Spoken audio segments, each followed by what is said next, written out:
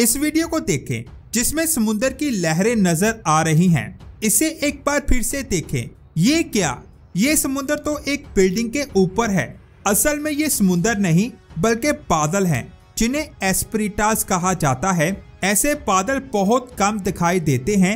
इनको आखिरी बार 2017 में देखा गया था और इससे पहले 2014 में इन्हें देखा गया था। इन सब बादलों को भी देखें, ये बहुत ज्यादा रेयर हैं। इस बादल को देखें जिसका नाम थी मदर ऑफ पर्ल क्लाउड है। अगर आपको ऐसा बादल कहीं भी दिखाई दे तो फौरन उस जगह से भाग जाएं, क्योंकि ये बादल आपकी जान ले सकता है। और आज की इस वीडियो में हम ऐसे ही खतरनाक और अजीब बादलों की बात करेंगे जिनसे साइंसदान भी खौफजदा हैं। सबसे पहले बात करते हैं एस्पेरिटास क्लाउड्स की।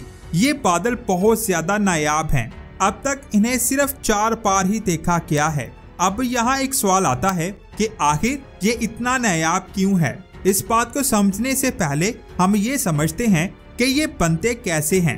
ऐसे बादल ग्रेविटी वेव और हवा की वजह से बनते हैं। जब जमीन के एटमॉस्फेयर में चलने वाली हवा के रास्ते में कोई चीज आ जाती है, जैसे ये पहाड़, तो उससे जो वेव बनती है उसे ग्रेविटी वेव कहते हैं।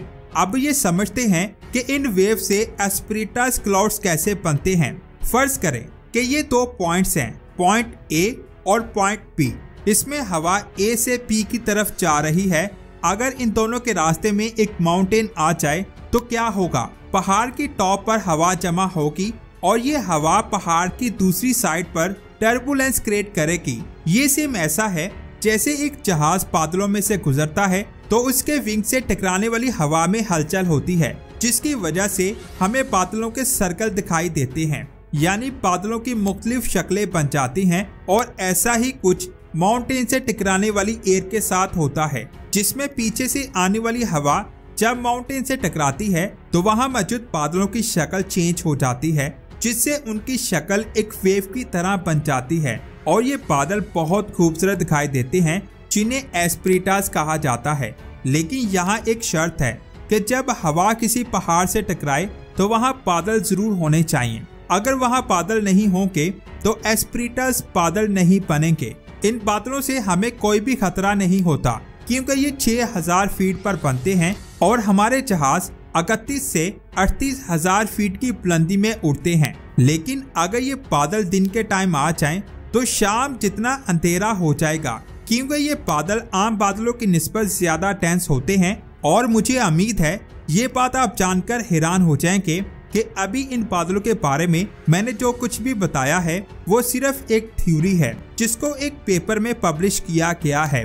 अब तक कोई भी साइंसदान दावे के साथ नहीं कह सकता कि ये बादल कैसे बनते हैं, क्योंकि ये बहुत ज्यादा कम दिखाई देते हैं। इसके बाद अगर हम एस्पेरिटास क्लाउड से 6500 फीट की ऊंचाई पर जाएं तो हमें कुछ ऐसे बादल मिलेंगे जिन्हें रोल क्लाउड्स या दी मॉर्निंग ग्लोरी क्लाउड्स कहा जाता है। ये ऐसे बादल हैं जो सुबह के वक्त बनते हैं, क्योंकि रात की सर्दी की वजह से हवा कंडेंस होकर पानी में जज़ब हो जाती है, जिसकी वजह से थंडर क्लाउड्स बनते हैं। और इन्हीं थंडर के बादलों की वजह से रोल क्लाउड्स बनते हैं। असल में जब थंडर क्लाउड के ऊपर की ठंडी हवा नीचे आती है तो वो नीचे से आने वाली गर्म हवा पर प्रेशर क्रिएट करती है। एक पॉइंट के बाद ये प्रेशर इतना ज्यादा बढ़ जाता है कि गर्म हवा सीधी ऊपर नहीं जा सकती, इसीलिए वो साइड से होकर ऊपर ट्रेवल करने लगती है। और जब ये प्रोसेस बार बार होता है तो बादलों का एक रोल बन जाता है, जिसकी वजह से ये रोल क्लाउड्स बनते हैं।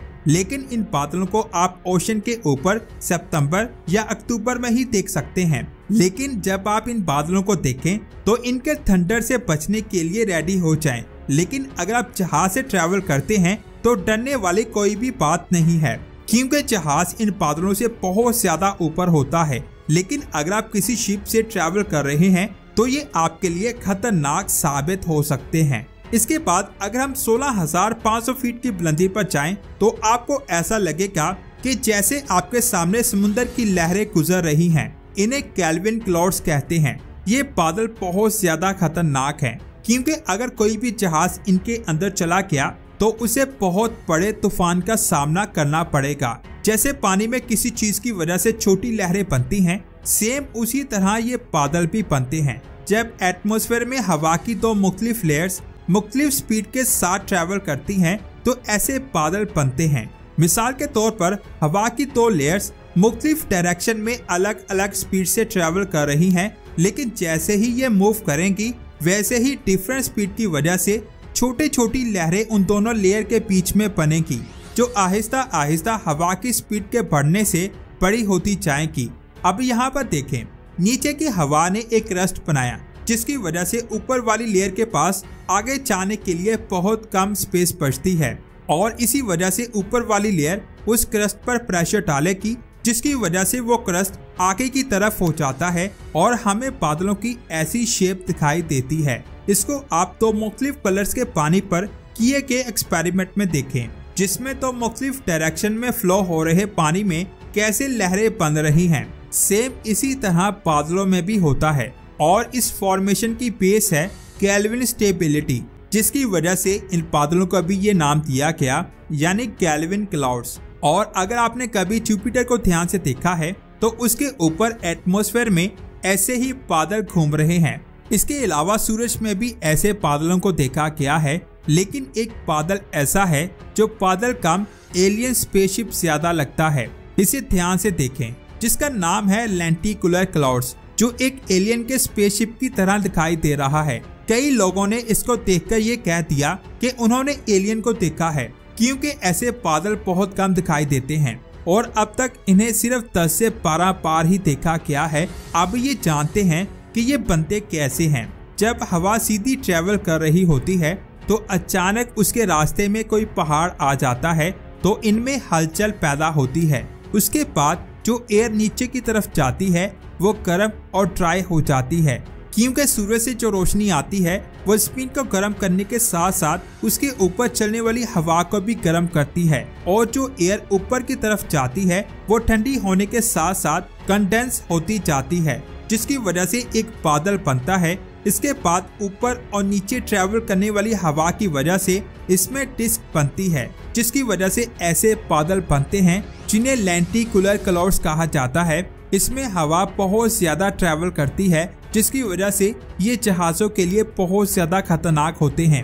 अगर जहाज इनके करीब जाता है तो ये उसे अपनी तरफ खींचकर उसके टुकड़े टुकड़े कर देंगे, यानी इसके करीब जाने पर जहाजों को खतरा हो सकता है। लेकिन एक बादल ऐसा है कि अगर वो आपको दिखाई भी दे तो आप समझ जाओ कि जमीन पर बहुत बड़ा खतरा आने वाला है और उसे देखकर फौरन भाग जाएं।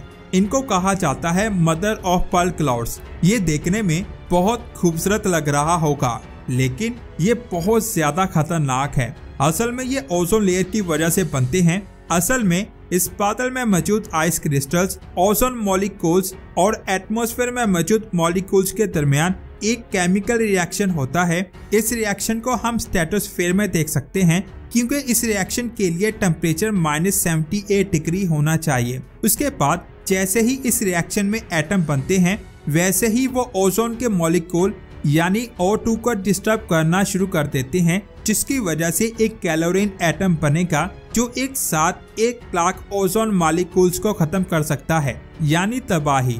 क्या आपको पता है कि ऐसे बादल कैसे बनते हैं?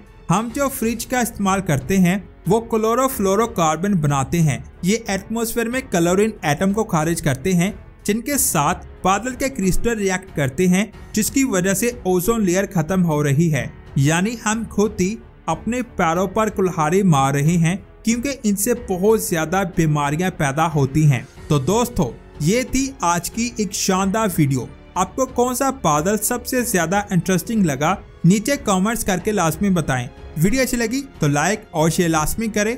मिलते हैं एक और शानदार वीडियो में। अपना बहुत सारा ख्याल रखें। अल्लाह हाफिज।